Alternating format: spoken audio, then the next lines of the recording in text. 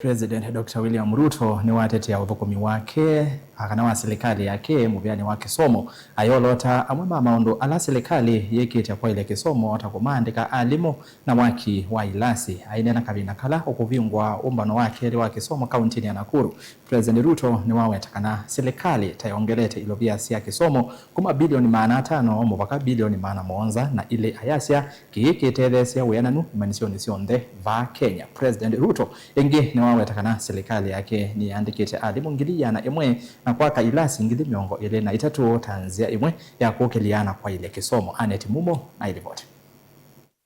Musumbi Dr. William Ruto asya Kisomo ni chavata muno ni kwithiwa kina utonyi wa Niwalyulite na kana Silikali Yake ni yosete matambie makwiana Kwailya Kisomo va Kenya. Education is the single most important investment any society or nation can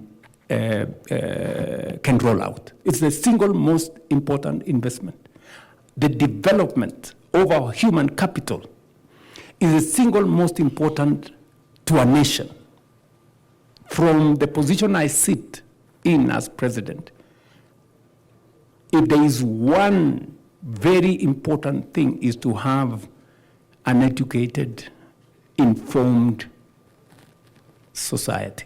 Aineena Naivasha Kaundini ya Nakuru Musumbi asya Silikali Yake Tayongelete budget ya Kisomo kuma shilingi Billioni $500 mwaka ni wangilile na miongole na ile muvaka Billioni $700 na ile mwaka huu ayadhana kana budget ni kuongelekela miaka ni tuendete. We have progressively enhanced the budget in this sector from approximately 500 billion in 2022 to 702 billion in this financial year and 767 billion in the coming financial year.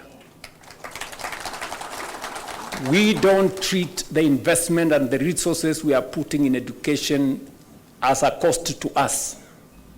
It is an investment we are making in our present and in our future. Musumbi yasiani kwithiwa Ilovia ivadhi ya Kisomo ni mbingi no nginya utumi wasyo withiwe na uikiku uneni wake uikwatwa mbauni Minister Muviani wa Kisomo Julius Migos Ogampa ula wakulia tongo imanza masya skulu kana BOM kuthuima budget sia skulu kwikithia ina sindu itena vata Kisomo ni matambite kuvitukithia nikenda fiswa amanyiwa andu kuongelekea kuvikia iwango si iulu.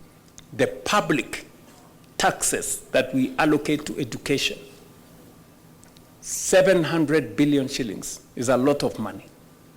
And integrity must be front and center in us delivering on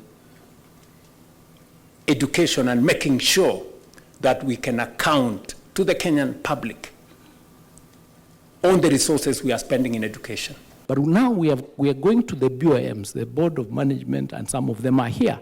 And we are saying you must interrogate the budget that you are passing. What does it include? Is that something that is essential to learning? So that you do not increase abnormally the cost of running institutions. It is a warning to each and every school head here. If you are involved in undertaking, increasing the school fees, using those levies that are against the circulars that we've issued, you will face the consequences. Nilivotea vilingi wa Maundu Tongo TV nitawa Anit Mumo.